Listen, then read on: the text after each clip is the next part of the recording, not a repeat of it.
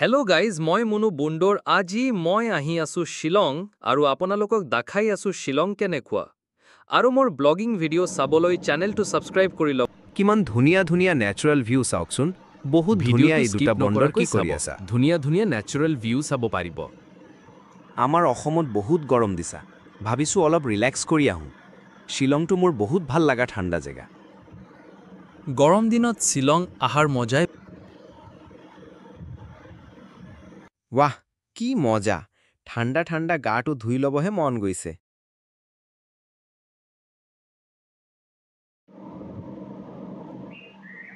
আপোনালোকে বাৰু মোৰ ভিডিঅ'বোৰ চাই কেনেকুৱা লগা জনাবচোন দেই।